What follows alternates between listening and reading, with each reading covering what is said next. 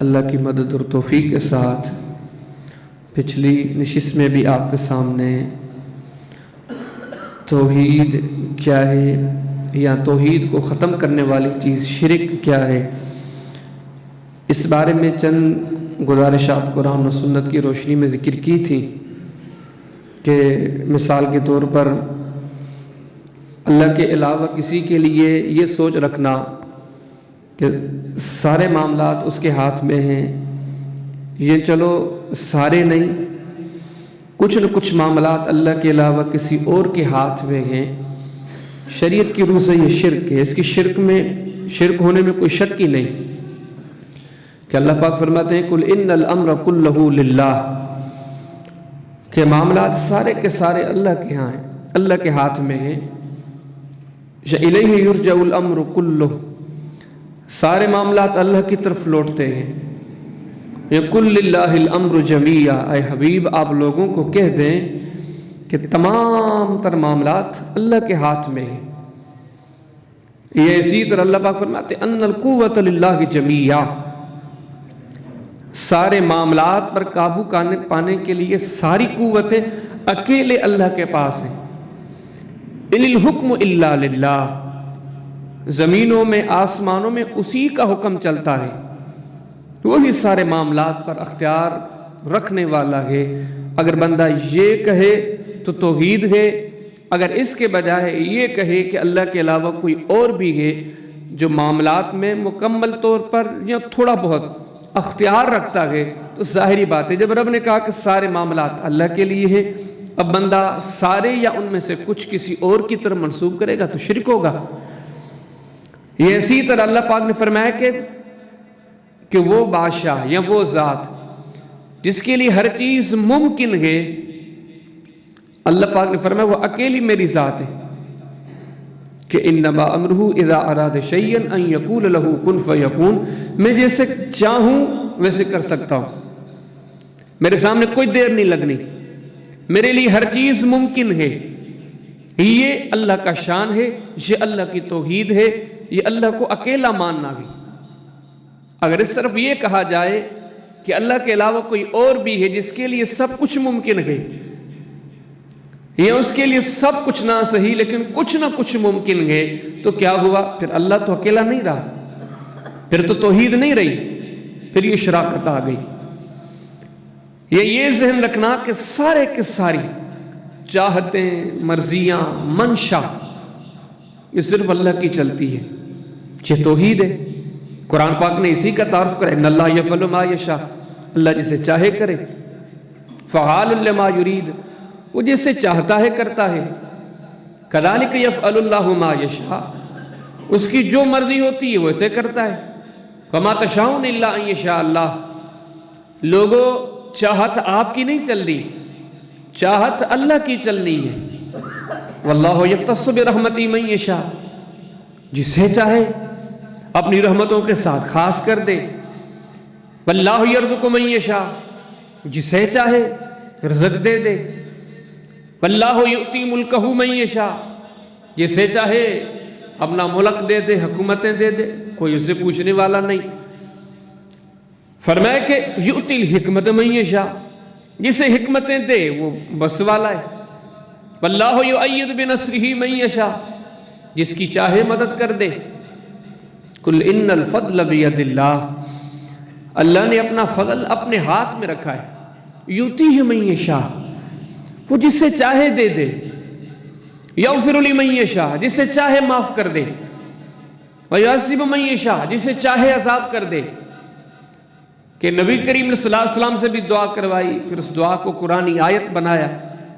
کل حبیب آپ کہہ دے، دعا کر لیں، اللہم مالک الملک اللہ تو ہی سارے ملکوں کا مالک ہے، تو تل ملک من تشاء جسے بادشاہتیں دے تو بس والا، وتنزع الملک ممن تشاء جس سے بادشاہی چھین لے تو بس والا، تیری مرضی، وتعز من تشاء جسے عزت دے یہ تیری مرضی، وتذل من تشاء جسے ذلت دے یہ تیری مرضی، وترزق من تشاء جسے جو عطا کر دے یہ تیری مرضی، بیدک الخیر ساری بھلائیاں تیرے ہاتھ میں ہیں، تو یہاں تک اگر بولا جائے کہ سارے کی ساری مرضی، منشا، چاہت اللہ کی چلتی ہے، یہ توحید ہے، کسی قسم کا اس میں کسی کو اختیار نہیں۔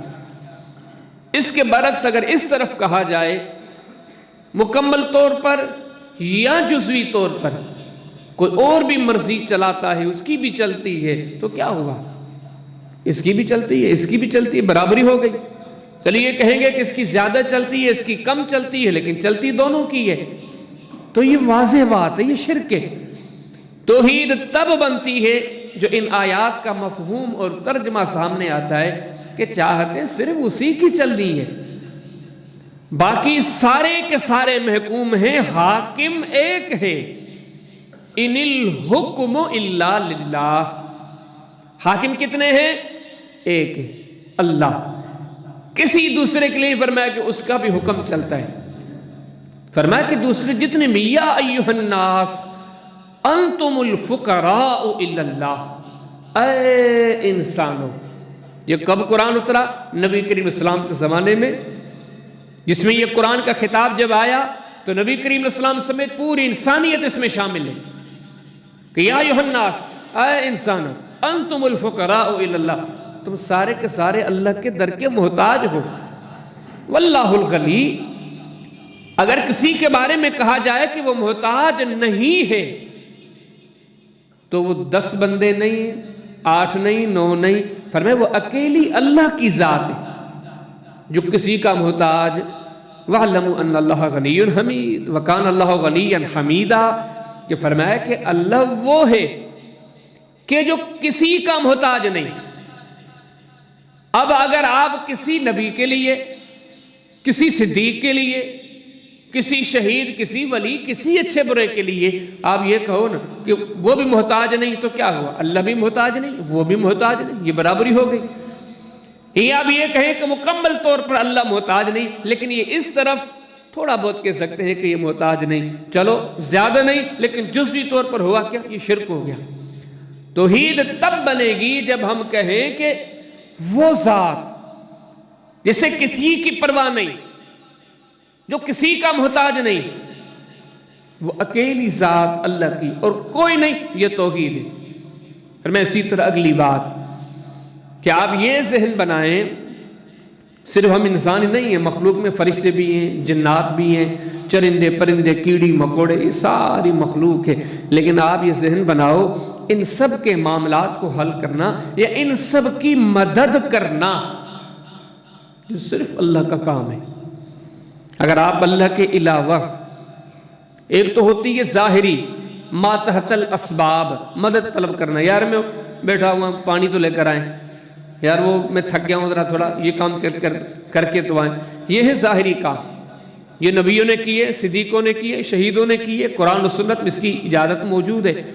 کچھ ایسے کام ہیں ما فوق الاسباب جو ظاہری اسباب سے تعلق نہیں رکھتے، وہ غیبی طاقت پر چلتے ہیں، ایسے کہیں کہ اللہ کی مدد پر چلتے ہیں، کہ فرمایا کہ غیبی مدد صرف اور صرف اکیلے اللہ سے مانگنی چاہیے۔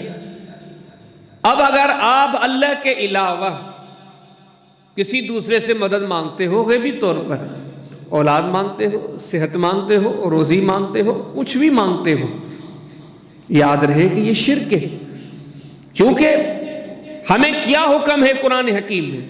کہ 30 پارے ہیں قرآن حکیم کے، ہم تو بچپنے سے مسلمانوں کے معاشرے میں رہے، ہم سن چکے ہوں گے، پڑھ چکے ہوں گے، لیکن آج تک آپ نے کسی ایک آیت کی معنی یہ سنی ہے کہ اللہ پاک نے کہیں فرمایا ہو کہ میرے بندو جب آپ کے اوپر کوئی مشکل وقت آئے نا، آپ کسی نبی کو پکارنا، آپ کسی شہید کو پکارنا، آپ کسی اللہ کے نیک بندے ولی کو پکارنا، آپ جب پریشان ہو جائیں تو کسی اللہ والے کا دامن تھام لینا، اپنے علاقوں سے اسے مدد کے لیے پکارنا، یہ ملتی ہے بات۔ اللہ نے یہ ہمیں در دکھایا ہی نہیں ہے، اللہ پاک نے ہمیں در یہ دکھایا ہے کہ بندے جب بھی آپ کے اوپر مشکل پڑے، ضرورت ہو، کیونکہ آپ کو ضرورت پڑے گی، آپ جو فقیر ہیں، فرمائے واللہ الغنی وانتم الفقراء، آپ فقیر ہیں۔ فقیر ہم کسے کہتے ہیں؟ جو محتاج ہو، جسے ضرورت پڑتی ہو، تو ہمیں تو ضرورت پڑتی ہے.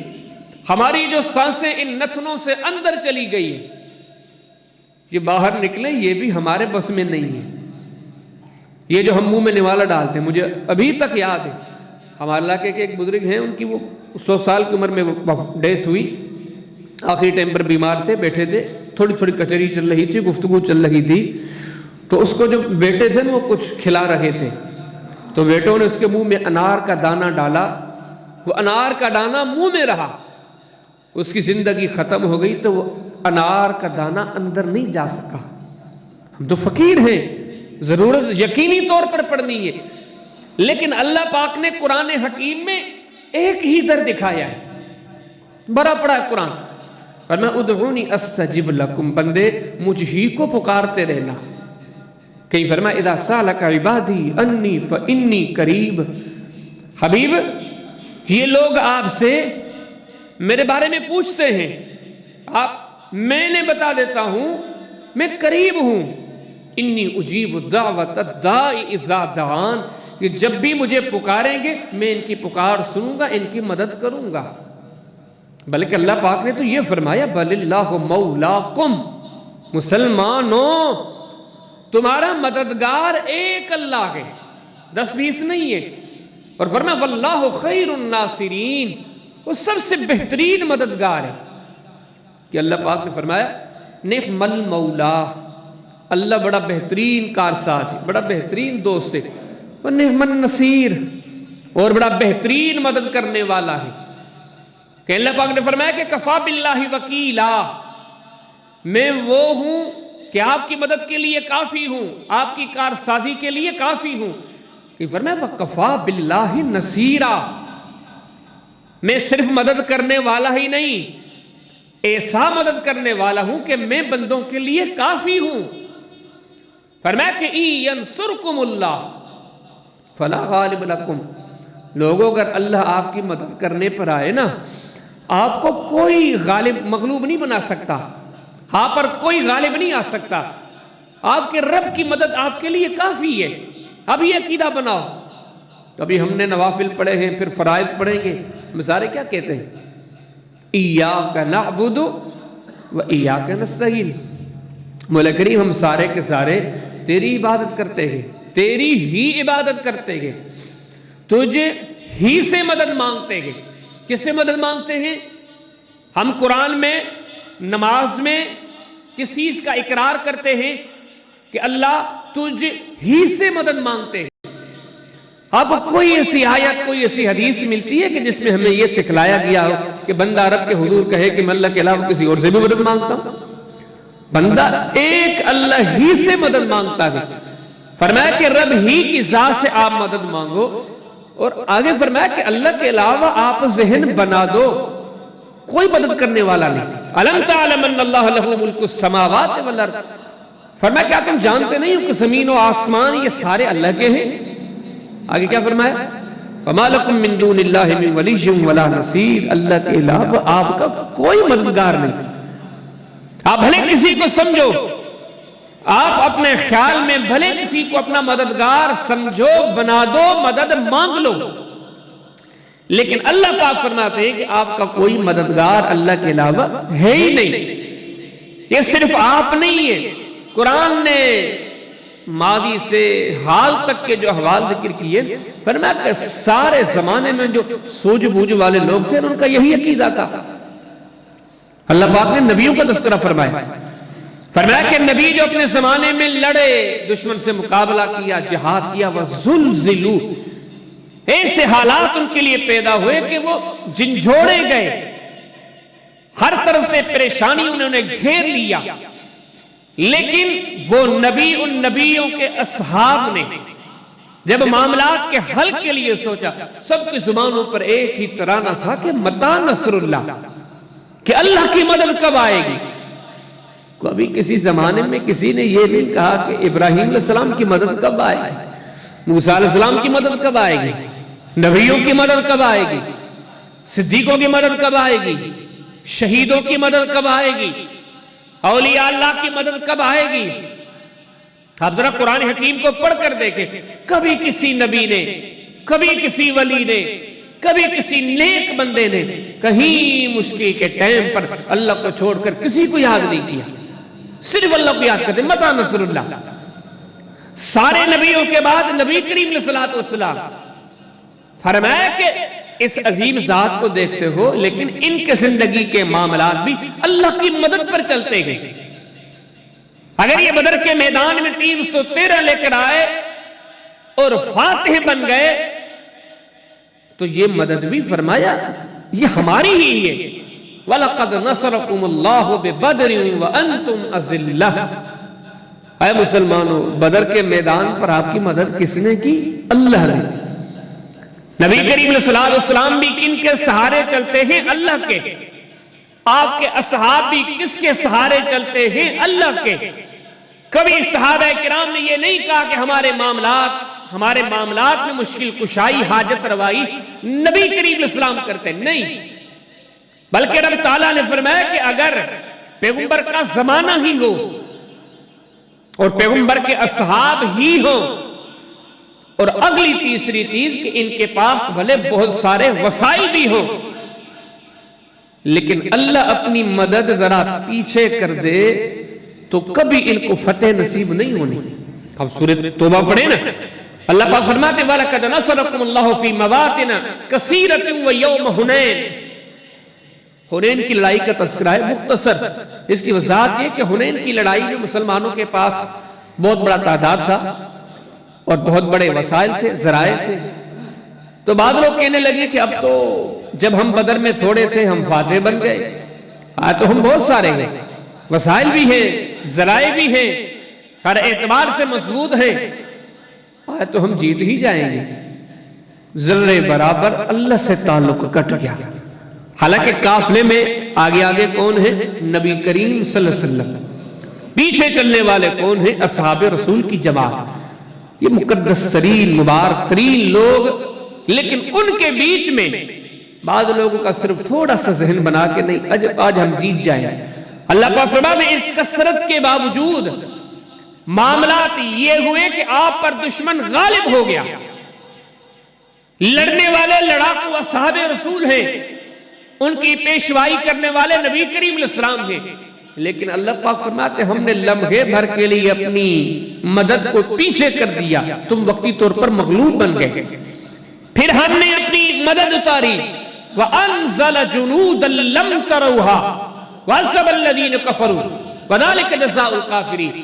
پھر ہم نے وہ لشکر اتارا کہ جنہیں آپ لوگ دیکھ نہیں سکتے تھے، جنہیں یہ لوگ دیکھ نہیں سکتے تھے. جب وہ لشکر اترا پھر آپ کو فتح نصیب ہوئی. پیغمبر موجود ہیں، اصحاب موجود ہیں، وسائل بھی موجود ہیں، لیکن فرمایا ہماری مدد نہ آئے تو تم بھی جیت نہیں سکتے. یہ سارے معاملات اللہ پاک فرماتے ہمارے بس میں ہیں. یہ دنیا کے جتنے معاملات، یہ آیتیں کیا درس دیتی ہے؟ یہ آیات کیا سبق دیتی ہے؟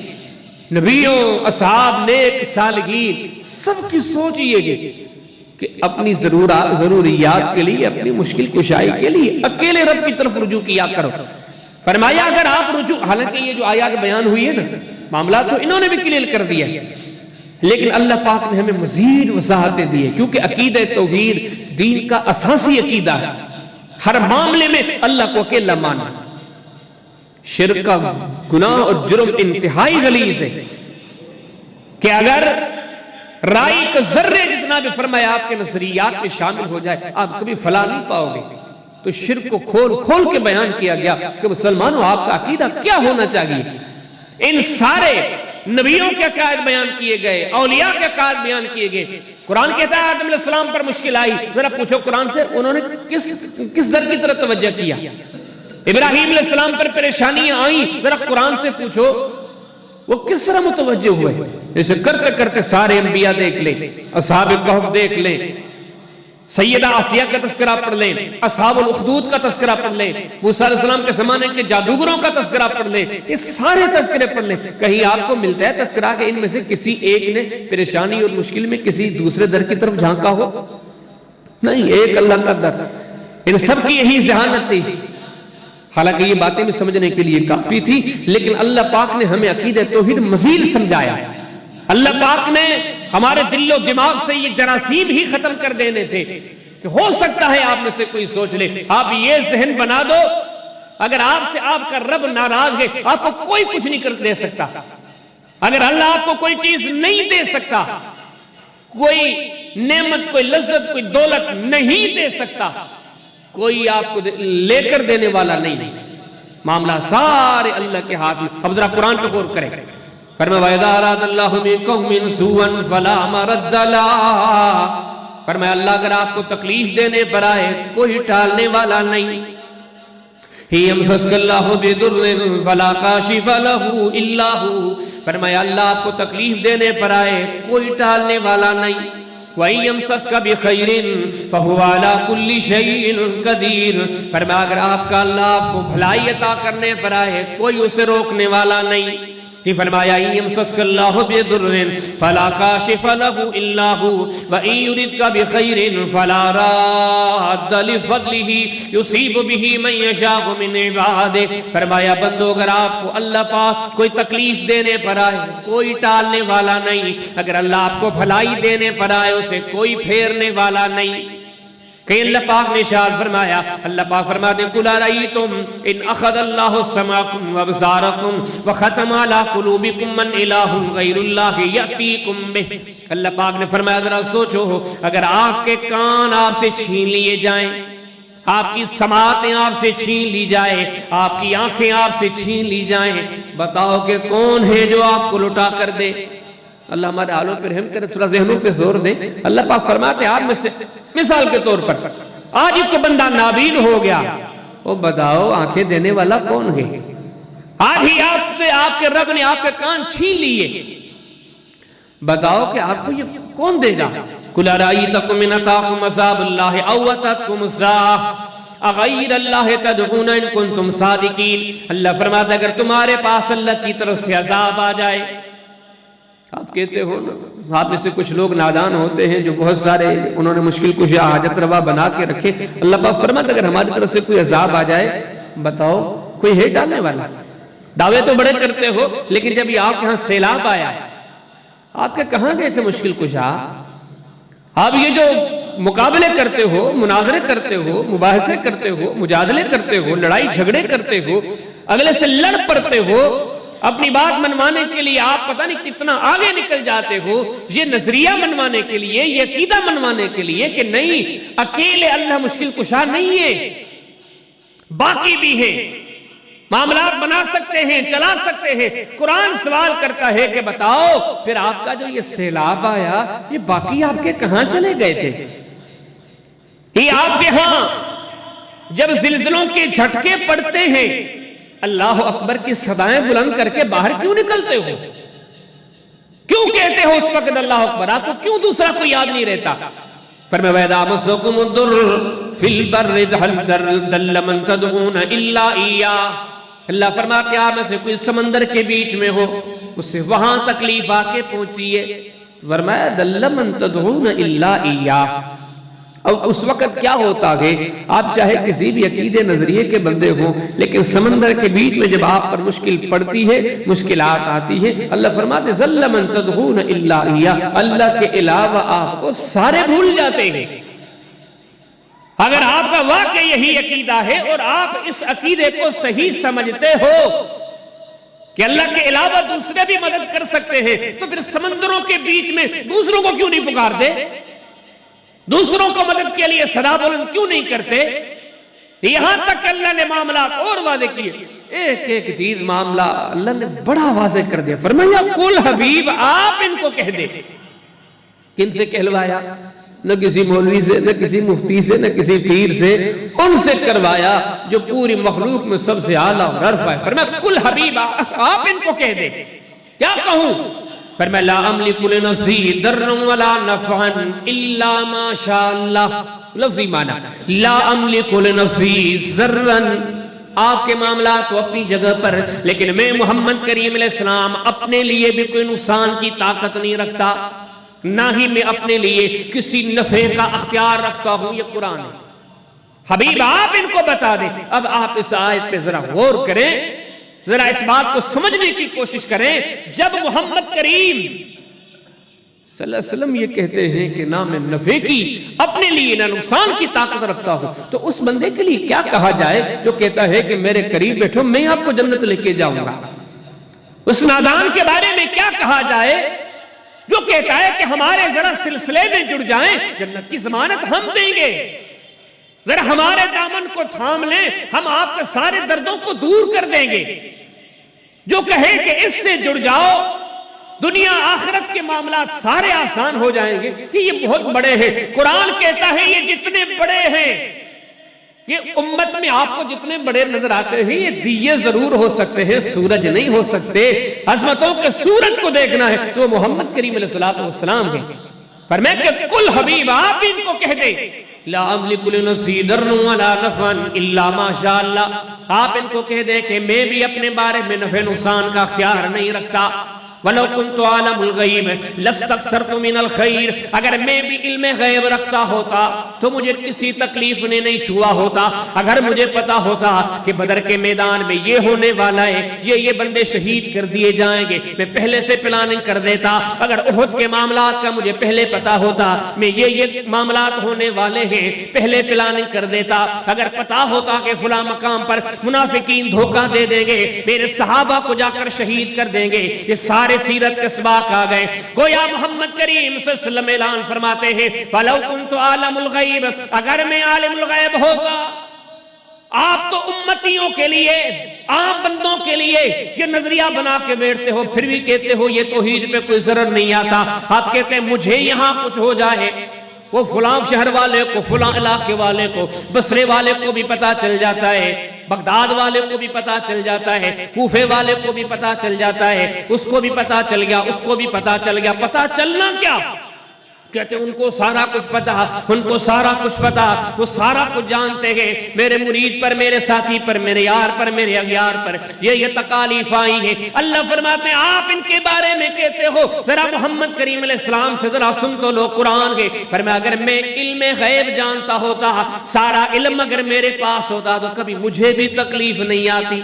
وَمَا مَسَّنِيَ السُّوءُ، کبھی مجھے تکلیف اور پریشانی نہ۔ یہ تو اللہ کا کام ہے، ہر چیز کا علم رکھنا، جب چاہے جس کی مدد کر دے، جب چاہے جس کو اپنے حال پر چھوڑ دے۔ فرمایا یہاں قرآن سے سیکھو تو صحیح، اللہ پاک نے کتنے معاملات واضح کر دیے۔ کئی فرمایا وَمَنْ أَضَلُّ مِمَّنْ يَدْعُو مِن دُونِ اللَّهِ مَن لَّا يَسْتَجِيبُ لَهُ إِلَىٰ يَوْمِ الْقِيَامَةِ وَهُمْ عَن دُعَائِهِمْ غَافِلُونَ۔ اللہ پاک فرماتے ہیں سب سے بڑا گمراہ بندہ وہ ہے جو اللہ کے علاوہ کسی اور کو پکارتا ہے۔ کوئی ایک آیت بتائیں اللہ نے فرمایا ہو جو اللہ کے علاوہ نبیوں کو پکارتے ہیں، ذرا اس کی گنجائش موجود ہے۔ جو اللہ کے علاوہ صدیقوں، شہیدوں، اولیاء کو پکارتے ہیں، ذرا اس کی گنجائش موجود ہے۔ فرمایا کہ معاملہ قرآن منع کے اتنے دلیل دیتا ہے، ذرا ان 30 پاروں سے کوئی آپ جواز کی بھی تو دلیل لے کر آؤ نا۔ اگر توحید کو سمجھنا ہے، قرآن کا بھرم رکھنا ہے، قرآن کی دعوت کو دل میں رکھنا ہے، تو فرمایا کہ قرآن کا درس یہ ہے جو اللہ کے علاوہ کسی اور کو پکارتا ہے وہ گمراہی نہیں، وہ سب سے بڑا گمراہ ہے۔ کہ فرمایا والذین تدعون من دونہ ما یملکون من قطمیر، اللہ فرماتے ہیں اللہ کے علاوہ جن کو آپ پکارتے ہو، گٹھلی کے بیچ میں، لکیر کے بیچ میں باریک سا ہلکا سا دھاگا نظر آتا ہے، وہ تو وہ بھی نہیں بنا سکتے۔ انہوں نے کیا بنایا؟ قُلْ أَرَأَيْتُم مَّا تَدْعُونَ مِن دُونِ اللَّهِ أَرُونِي مَاذَا خَلَقُوا مِنَ الْأَرْضِ أَمْ لَهُمْ شِرْكٌ فِي السَّمَاوَاتِ ائْتُونِي بِكِتَابٍ مِّن قَبْلِ هَٰذَا أَوْ أَثَارَةٍ مِّنْ عِلْمٍ إِن كُنتُمْ صَادِقِينَ۔ اللہ فرماتے حبیب آپ ان کو کہہ دے، آپ اللہ کے علاوہ جن کو پکارتے ہو ذرا زمین پر ایک چیز تو دکھاؤ جو انہوں نے پیدا کی ہو۔ آپ کہتے ہیں کہ ہمارے باپ داداؤں کا یہ دین ہے، مان لیا کہ آپ کے باپ داداؤں کا یہ دین ہے، آپ جد بھی کسی چل لگے گے۔ گویا آپ کہ یہ مشکل کشا، یہ حاجت روا جن کو آپ پکارتے ہو، مان لیا کہ آپ کے جدی پشتی مشکل کشا ہے۔ ان ساری باتوں کے ماننے کے بعد ریت کا ذرہ ہے جو انہوں نے بنایا ہو، اتنے سارے ہزاروں درختوں میں سے کوئی ایک پتا توڑ کے بتا دو کہ انہوں نے بنایا ہو، یہ کتنے افسوس کی بات ہوگی۔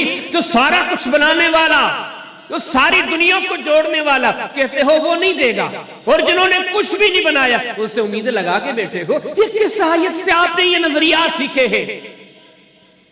بلکہ قرآن کی بات اگر اور مزید وضاحت کے ساتھ سمجھی جائے یقین جانے یہ ایک بات بڑی واضح ہے، لیکن اس کے لیے جو سمجھنا چاہیے، مسلمانوں آپ جو کہتے ہو نا اللہ تو ہے لیکن دوسرے بھی گئے مدد کے لیے، پریشانی کے لیے، مصیبت کے لیے انہیں پکارا جائے تو وہ مدد کرتے ہیں. تو ذرا قرآن حکیم سے آپ کتنے ساری آپ کو مثالیں ملتی. یقتلون النبیین بغیر الحق، اللہ فرماتے ہیں کہ بنی اسرائیل نے کئی نبیوں کو بے گناہ شہید کر دیا، جو عام طور کتب تواریخ میں روایات ملتی ہے تقریباً 600 انبیاء بنی اسرائیل نے شہید کر دیے. اور آپ جو اس وقت چھپی ہوئی تورات ہے، چھپی ہوئی جو اس وقت انجیل ہے، آپ ان کو ذرا پڑھ کے دیکھیں اتنی بے دردی کے ساتھ. آپ خاص طور پر تورات پڑھیں، تورات کے جو ابتدائی ابواب غالباً پیدائش کی بحث، یہ تورات آپ وہاں پڑھ کے دیکھیں جو انہوں نے نبیوں کو شہید کیا. ایک ایسے نبی بھی جن کو شہید کر کے انہوں نے کچرے کے ڈھیر پہ لٹکا دیا. کس کو؟ کسی مولوی صاحب کو نہیں، ایک نبی کو. اس بڑے ان کے مظالم. میں آپ سے پوچھتا ہوں، یہ قرآن ہے، قرآن کہتا ہے کہ کئی نبیوں کو بنی اسرائیلیوں نے بے گناہ شہید کر دیا. اگر آپ کہتے ہیں میرے اور آپ کے اوپر مصیبت آ جائے نیک بندے ٹال سکتے ہیں، میں آپ سے پوچھتا ہوں نبی کیوں نہیں ٹال سکے؟ نبیوں کے اوپر یہ تکلیفیں پریشانیاں آئیں تو کیوں نہیں ٹال سکے؟ کیونکہ تکلیفیں ٹالنا نبیوں کا کام ہی نہیں ہے. یہ تکلیفیں ٹالنا یہ خام کا ہم نے بندوں میں تقسیم کر کے رکھا ہے. اللہ فرماتا ہے تکلیفوں کو ٹالنا. امن یجیب المضطر اذا دعا ویکشف السوء. پڑھیں تو صحیح نا سورہ نمل 20ویں پارے کا پہلا رکوع. فرمایا امن یجیب المضطر اذا دعا، بتاؤ وہ کون ہے جس کی طرف محتاج لپکتے ہیں، رجوع کرتے ہیں، وہ ان کی محتاجیاں دور کرتا ہے. کون ہے؟ اللہ ہے. آگے پھر فرمایا وَيَجْعَلُكُمْ خُلَفَاءَ الْأَرْضِ. ان چیزوں کو ماننے کے بعد پھر آپ دوسروں کو بھی یہ درجہ دے دیتے ہو، پھر دوسروں کے بارے میں بھی ذہن بنا دیتے ہو. اِلَٰهٌ مَّا اللَّهِ. مشکلات کو ٹالنا تو یہ الہ کا کام ہے. کیا بھلا آپ نے کوئی دوسرا الہ بنا دیا ہے؟ آپ نبیوں کو دیکھ لیں، اس کے بعد آگے جائیں. کتنے نبی ہیں جن کی اولاد کلمہ نہیں پڑھ سکی؟ نوح علیہ السلام کو دیکھ لیں، بیٹے نے کلمہ نہیں پڑھا. میں آپ سے پوچھتا ہوں اگر نوح علیہ السلام کی مرضی میں ہو، ہم کہتے ہیں اللہ کے نیک بندوں کے لیے وہ سب کچھ کر سکتے ہیں، تو سوچو تو صحیح کہ نوح نبی اپنے بیٹے کو کلمہ کیوں نہیں پڑھا سکے؟ قرآن کہتا ہے ابراہیم علیہ السلام کے والد ہدایت سے محروم رہے. پھر معاملہ یہاں تک بھی نہیں. آپ صحیح بخاری پڑھیں، کتاب و حدیث الانبیاء پڑھیں، باب واتخذ اللہ ابراہیم خلیلا پڑھیں. نبی صلی اللہ علیہ وسلم ارشاد فرماتے ہیں کہ کل قیامت کا دن ہوگا، ابراہیم علیہ السلام کی آنکھوں کے سامنے ان کے والد کو جہنم میں ڈالا جائے گا. اگر آپ کہتے ہیں اللہ کے علاوہ باقی یہ ساری مصیبتیں ٹال سکتے ہیں، اس سے چپک جاؤ جنت، اس سے چپک جاؤ جنت، یہ بتلاؤ تو صحیح ابراہیم علیہ السلام اپنے والد کو جنت میں کیوں نہیں ڈال سکتے؟ یہ کھلے سبق ہیں نبی کریم علیہ السلام کے صحاب. اذا جاءك المنافقون قالوا نشهد انك لرسول الله والله يعلم انك لرسوله والله يشهد ان المنافقين لكاذبون اتخذوا ايمانهم جنة فصدوا عن سبيل الله انهم ساء ما كانوا يعملون. اللہ پاک نے مختصر تذکرہ کیا، حدیثوں میں مزید وضاحت موجود ہے. نبی کریم علیہ السلام کے پاس ایک منافقین کی جماعت آئی، منافقین کا ٹولہ آیا. کہا اللہ کے رسول ہمیں کوئی بڑے قرآن کے قاری دے دو، ہمارے علاقے میں چل کے ہمیں قرآن پڑھائیں. نبی کریم علیہ السلام نے چن چن کے قراء کی جماعت دے دی، جاؤ ان کو لے کے جاؤ، یہ آپ کے علاقے میں قرآن پڑھائیں گے. حدیث میں آتا ہے وہ لے کر گئے، آگے کسی پہاڑی کے بیچ میں انہیں روک کے گھیرا کر کے ان کو شہید کر دیا. پھر آگے حدیث میں آتا ہے کہ نبی کریم صلی اللہ علیہ وسلم کو اتنا دکھ ہوا کہ حضرت انس فرماتے ہیں، حدیث کی بہت ساری کتابوں میں جہاں جہاں حضرت انس کی روایات کے مسانید میں، وہاں پر اسے بخاری سے مسلم میں بھی اس کا تذکرہ موجود ہے. حضرت انس فرماتے ہیں کہ ان قراء کی شہادت پر جتنا میں نے نبی کریم صلی اللہ علیہ وسلم کو غمگین دیکھا، میں نے کسی دوسرے موقع پر آپ کو ایسا غمگین نہیں دیکھا. فرماتے پورا ایک مہینہ نبی کریم صلی اللہ علیہ وسلم اپنی فرض نمازوں میں، خاص طور پر فجر نماز میں، آپ جب دوسری رکعت پڑھتے سمع اللہ لمن حمدہ کہہ کر اٹھتے، آپ اللہ کے حضور ان کافروں کے لیے پورا مہینہ بددعا کرتے رہے. حملہ تو بڑا طویل ہے، لیکن میں آپ سے پوچھتا ہوں یہ دین ہے، یہ سیکھنے سکھانے کا نام ہے، اپنے عقائد اور نظریات کو سیدھا کرنے کا نام ہے۔ جب میرے اور آپ کے آج منتخب کردہ مشکل کشائی کر سکتے ہیں، مصیبتیں ٹال سکتے ہیں۔ آسان سے الفاظ میں آپ سے سوال کروں، مدینہ سے کچھ فاصلے پر نبی کریم اسلام مدینہ میں موجود ہیں، نمازیں پڑھ رہے ہیں، اپنے اصحاب کے ساتھ موجود ہیں۔ کچھ فاصلے پر آپ کے اصحاب کو ایک جگہ پر گھیر کر بے دردی کے ساتھ شہید کیا جاتا ہے، نبی کریم اسلام مدد کو کیوں نہیں پہنچے؟ کیونکہ یہ مدد کرنا نبی کریم اسلام کا کام ہی نہیں ہے۔ آپ یہاں دیکھیں کہ ایک زندہ پیغمبر مدینہ طیبہ میں موجود ہیں، چند کلومیٹروں کے فاصلے پر، بلکہ آپ قرآن کی اس مثال پہ غور کریں۔ شہر کنعان میں یعقوب علیہ السلام موجود ہیں، تھوڑے فاصلے پر جا کے بیٹوں نے یوسف علیہ السلام کو کنویں میں ڈال دیا۔ میں آپ سے پوچھتا ہوں، کیا یعقوب علیہ السلام ان کی مدد کے لیے پہنچے؟ یہاں پھر اور آگے جائیں، یہاں سے ان کو نکال کر مصر کے بازاروں میں بیچا گیا۔ یہ قرآن ہے، قرآن سورہ یوسف، کتنی لمبی چوڑی سورت ہے، حدیث کی کتابوں میں مزید وضاحت موجود ہے۔ کبھی آپ نے سنا کہ یوسف علیہ السلام نے بازاروں سے اللہ کو چھوڑ کر یعقوب نبی کو پکارا، یا یعقوب علیہ السلام ان کی مدد کے لیے پہنچے ہو؟ وہاں سے نکل کر یوسف علیہ السلام مصر کے قید خانے میں پہنچے ہیں۔ بتاؤ والد کتنے فاصلے پر ہیں؟ یہ کسی مولوی کی بات نہیں ہو رہی، یہ کسی پیر صاحب کی بات نہیں ہو رہی، یہ نبی کی بات ہو رہی ہے، جن کے بارے میں قرآن نے کیا فرمایا؟ فرمایا وَوَهَبْنَا لَهُ إِسْحَاقَ وَيَعْقُوبَ كُلًّا هَدَيْنَا وَنُوحًا هَدَيْنَا مِن قَبْلُ وَمِن ذُرِّيَّتِهِ دَاوُودَ وَسُلَيْمَانَ وَأَيُّوبَ وَيُوسُفَ وَمُوسَىٰ وَهَارُونَ وَكَذَٰلِكَ نَجْزِي الْمُحْسِنِينَ وَزَكَرِيَّا وَيَحْيَىٰ وَعِيسَىٰ وَإِلْيَاسَ كُلٌّ مِّنَ الصَّالِحِينَ وَإِسْمَاعِيلَ وَالْيَسَعَ وَيُونُسَ وَلُوطًا وَكُلًّا فَضَّلْنَا عَلَى الْعَالَمِينَ۔ اللہ فرماتے ہیں دنیا میں بڑے عظیم آئے ہو گئے ہیں، لیکن میرے نبیوں کی وہ جماعت، فرمایا وَكُلًّا فَضَّلْنَا عَلَى الْعَالَمِينَ، سارے جہانوں میں سب سے بہتر میرے نبی ہیں۔ آپ سوچ ہی نہیں سکتے کہ نبی کتنے بڑے ہیں۔ ساری دنیا کے اولیاء، عبادت کرنے والے عابد، زہد اختیار کرنے والے زاہد، نیک صالح متقی پرہیز، کسی نبی کا مقابلہ نہیں کر سکتے۔ اور سوال پیدا ہوتا ہے، آپ تو یہ عقیدہ بناتے ہو کوئی عام امتی عبادت کر کے اس مقام پر پہنچ جاتا ہے، میری ساری مشکلات حل کر سکتا ہے۔ قرآن پوچھتے ہیں کہ پھر مصر میں یوسف علیہ السلام ہیں، کنعان میں یعقوب علیہ السلام ہیں، یوسف علیہ السلام پر کتنی مشکلات آئی، کوئی تکلیف یعقوب علیہ السلام ٹال سکے؟ ذرا غور تو کرو قرآن پر۔ قرآن سے آپ نے صرف یہ چومنے اور آنکھوں پہ رکھنے کے لیے قرآن رکھا ہے؟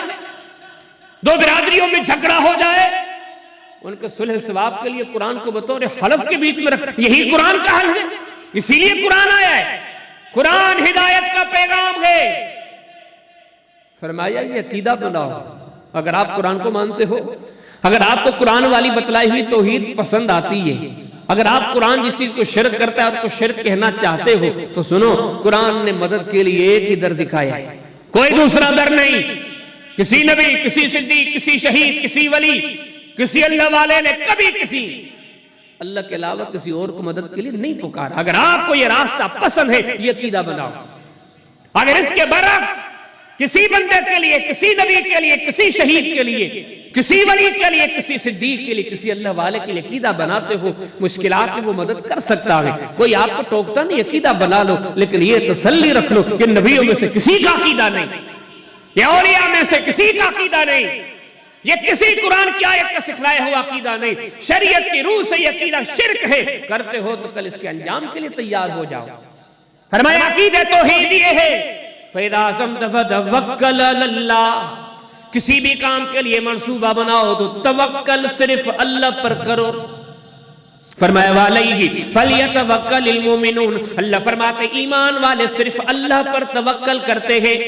کئی فرمایا وَعَلَيْهِ فَلْيَتَوَكَّلِ الْمُتَوَكِّلُونَ، اللہ فرماتے توکل کرنے والے اللہ ہی پر توکل کرتے ہیں۔ اور اگلی بات فرمایا وَعَلَى اللَّهِ فَتَوَكَّلُوا إِن كُنتُم مُؤْمِنِينَ، قرآن ہے، فرمایا وَعَلَى اللَّهِ فَتَوَكَّلُوا، ہمیشہ کے لیے پوری زندگی کے لیے توکل اللہ پر کرو، ان کنتم مؤمنین، اگر مومن ہو تو اللہ پر توکل کرو، کسی اور پر توکل نہیں جچتا، نہیں دین اجازت دیتا۔ اگر آپ کو ایمان چھوڑ کے کوئی اور راستہ بنانا ہے تو آپ کی مرضی ہے۔ آج ہم کس پر توکل کر کے بیٹھے ہیں؟ گاڑیوں پہ، شیشوں پہ لکھواتے ہیں، در و دیوار پر لکھوا دیتے ہیں، اپنے تقاریر میں کہہ دیتے ہیں، اپنی عقیدتوں میں کہہ دیتے ہیں میرے لیے تو فلاں کافی ہے، میرے لیے تو فلاں کافی ہے، مجھے اس کا سہارا، مجھے اس کا۔ یہ کس آیت سے آپ نے لیا ہے؟ یہ کس حدیث نے آپ سے لیا ہے؟ یہ سیکھے کہاں سے؟ قرآن تو کہ علیہ اللہ بکافٍ عبدہ، بندے کے لیے اللہ کافی ہے۔ اللہ پاک فرماتے ہیں کیا میں آپ کے لیے کافی نہیں ہوں؟ کتنی مثالیں ہیں۔ نبی کریم صلی اللہ علیہ وسلم فرماتے ہیں علیہ توکلت، میں اسی پر توکل کرتا ہوں۔ ابراہیم علیہ السلام نے کیا کہا جب قوم نے آگ میں ڈالنے کی بات کی؟ مختصر سورہ انبیاء میں تشریح کے ساتھ صحیح بخاری میں کتاب تفسیر میں باب قولہ تعالی الذین قال لهم الناس، لوگ آگ میں ڈال رہے ہیں، ابراہیم علیہ السلام نے کہا حسبی اللہ، میرے لیے اللہ کافی ہے، میرا توکل اسی پر ہے۔ کتنے سارے لوگ ہیں جو کہتے ہیں زندگی بہ میں، وہ لکھ دیتے ہیں، کہہ دیتے ہیں ہر جگہ پر میرا اللہ میرے ساتھ ہے، اللہ کی مدد میرے ساتھ ہے۔ فرمایا یہ تو دین ہے، یہ تو اللہ کا شان ہے، وہ عرشوں پہ رہ کر بھی آپ کا ساتھ دیتے ہیں، آپ کے مددگار و معاون ہیں۔ لیکن اگر یہی نظریہ کسی اور کے لیے رکھا جائے، کتنے لوگ رکھتے ہیں دکھ سکھ میں ہمارا اللہ ہمارے ساتھ، وہ کہتے ہیں دکھ سکھ میں ہمارے فلاں ہمارے ساتھ ہی ہے، وہ بلکہ اشعار بنے ہیں، شاعری بنی ہوئی ہے، موت کے ٹائم پہ میرا فلاں ساتھی ہوگا، قبر میں میرے ساتھ فلاں ہوگا، قیامت میں میرے ساتھ فلاں ہوگا۔ یہ جو ہم کہتے ہیں ان سارے مقامات پر وہ میرا ساتھ دے گا، یہ کہاں کا عقیدہ ہے؟ اللہ فرماتے ہر جگہ پر اگر پہنچ ہے تو اللہ کی ہے، آسمانوں پر رہ کر ہر جگہ پر مدد و امداد کر سکتا ہے، اور بندے کے ساتھ بطور علم کے ساتھ ہے تو وہ اکیلا بادشاہ ہے۔ فرمایا ما یکون من نجوا ثلاثۃ الا هو رابعهم ولا خمسۃ الا هو سادسهم ولا ادنى من ذلك ولا اکثر الا هو معهم اينما كانوا۔ اللہ فرماتے جہاں تین تم ہوتے ہو چوتھا اللہ ہے، جہاں چار تم ہوتے ہو پانچواں اللہ ہے، وَهُوَ مَعَكُمْ أَيْنَمَا كُنْتُمْ، وہی اتنا بڑا عظیم ہے، عرشوں پہ رہ کر اس کا علم اتنا بڑا وسیع ہے، آپ جہاں ہوتے ہو وہاں آپ کے ساتھ ہوتا ہے۔ اگر آپ مومن ہو، فرمایا وَعْلَمُوا أَنَّ اللَّهَ مَعَ الْمُؤْمِنِينَ، ایمان والوں کا تو ہر جگہ پر اللہ ساتھی ہے، إِنَّ اللَّهَ مَعَ الصَّابِرِينَ، صبر کرنے والوں کا اللہ پاک ہر جگہ پر ساتھی ہے۔ نہیں فرمایا والذین جاہدوا فینا لنہدینہم سبلنا وان اللہ لمع المحسنین، نیکی کرنے والوں کا اللہ ساتھی ہے۔ نہیں فرمایا ان اللہ مع الذین اتقوا والذین هم محسنون۔ اس دنیا میں مرتے وقت، قبر میں، قیامت میں ایمان والوں کا اللہ ساتھی ہے۔ یہ تو قرآن کہتے ہیں اللہ ساتھی ہے، کیا کہیں کسی اور نے کے بھی بارے میں اللہ پاک نے کہا؟ کہیں نہیں۔ تو گھڑی کی طرف دیکھتا ہوں، وقت پورا ہو چکا ہے، لیکن یہ ساری باتیں، یہ دین ہے، یہ قرآنی آیات، یہ شریعت، یہ محمد کریم علیہ السلام کی سکھلائی ہوئی تعلیم ہے کہ عقیدہ بناؤ۔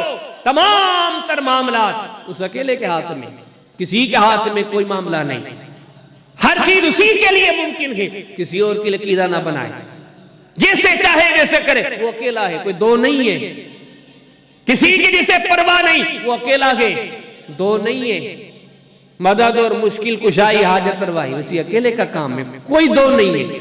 توکل، بھروسہ اسی پہ جچتا ہے، اسی کی تعلیم اسی پہ ہونا چاہیے، کسی پر نہیں۔ دکھ سکھ میں ہر جگہ پر ساتھ اسی، یہ توحید ہے، عقیدہ بناؤ، سارے معاملات ادھر کے ادھر کے یہاں کے وہاں کے سارے اس اللہ کے ہاتھ میں۔ اس کے برعکس جو ہمارے نظریات ہیں، جو ہمارے عقائد ہیں، کبھی دین سے سیکھے تو صحیح۔ آج جگہ جگہ پر ایک اللہ کے نیک ولی کو دفن کر کے ایک عالی شان قبر بنا کے کہا جاتا ہے یہ بھی مدد کر سکتے ہیں۔ مسلمانوں یہ 30 پارے اڑ نہیں گئے آپ کی الماریوں سے، یہ محمد کریم علیہ السلام کی حدیث سے آپ کی الماریوں سے اڑ نہیں گئی۔ بتا سکتے ہو ختمی تعداد تو اللہ جانتا ہے، لیکن آپ نے جو سن رکھا ہے 1,24,000 انبیاء ان کے بعد محمد کریم علیہ السلام کبھی کسی نے کہا ہو کسی نیک اللہ کے بندے کو دفن کر کے اسے مدد مانگنا شروع کر دو؟ نبوت کے کئی سالہ زمانوں میں محمد کریم علیہ السلام نے اپنے مدینے کے ارد و گرد کتنی بڑی پکی قبریں بنا کے دنیا کو کہا تھا ان سے مدد مانگو. یہ کہاں سے باتیں آئی ہیں؟ کبھی آپ نے قرآن و سنت سے بھلے آپ کسی نظریے کے مالک ہوں لیکن سمجھنے کی خاطر آپ ذہنوں پہ زور دیں. کب کہا تھا نبی کریم صلی اللہ علیہ وسلم نے آپ کے اوپر مشکلات آ جائے تو ایک باس لے کے اس میں کپڑا باندھ کے ذرا اس سے مدد مانگو؟ یہ کہاں سے معاملات آئے گئے؟ کسی زندہ سے کسی فوت شدہ سے مشکلات کے ٹائم پر امیدیں لگانا مدد مانگنا وہ ذرا اختلافات کو چھوڑ کے 30 پاروں سے کھوجنا کر کے ایک آیت تو دکھاؤ کہ کسی اور سے بھی یہ معاملات ہو سکتے ہیں.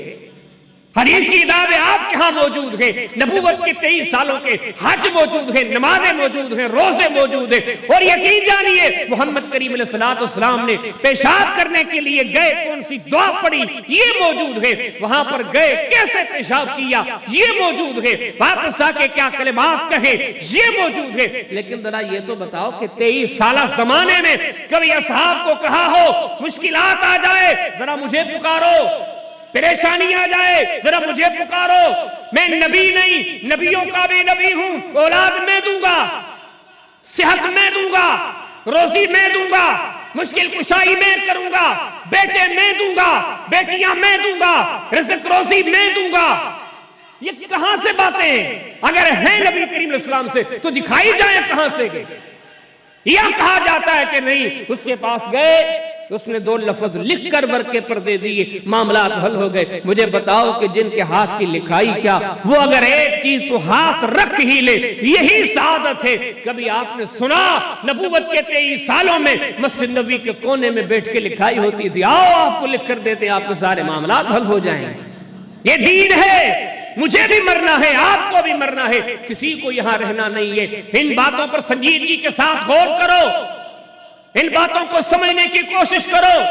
جو توحید ہے اس کو توحید سمجھو, جو شرک ہے اس کو شرک سمجھو.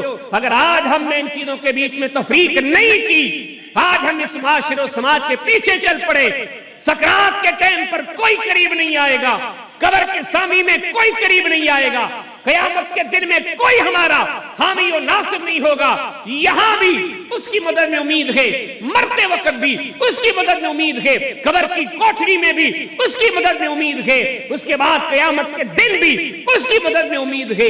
کیا اس کا حق نہیں بنتا کہ آج اس کے دین کی باتوں پر غور کیا جائے, اس کو پہچانا جائے, اس کا جو حق ہے حق کے توحید وہ اسے دیا جائے. باقی سارے معاملات جو اس نے اپنے ساتھ خاص کیے ہیں اس کے ساتھ خاص کرے. اگر ہم نے توڑ کر کسی اور کو دیے تو ہم خود فیصلہ کر لیں کہ ان مراحل میں اس کے علاوہ ہے ہمارا کون مددگار. جو ہے ذرا اسے بلا کے رکھیں. اللہ پاک سے دعا کرتے ہیں مولا کریم ہمیں ان حقائق کو سمجھ کر, نہ صرف سمجھ کر بلکہ مجھ پر آپ پر ہم سب پر یہ حق بنتا ہے. یہ دین کی دعوت ہے, یہ اللہ کی دعوت ہے, یہ دین کے پیغام کو ہم اپنے دوستوں تک پہنچائیں, ساتھیوں تک پہنچائیں کہ بھائیو باقی سارے معاملات اپنی جگہ پر پہلے اپنے رب کو تو پہچانیں, اپنے رب کی توحید کو تو پہچانیں. یہ ہم سمجھنے کی بھی کوشش کریں, آگے بھی سمجھانے کی کوشش کریں. اللہ ہم سب کا حامی و ناصر ہو. وآخر دعوانا الحمدللہ رب العالمین.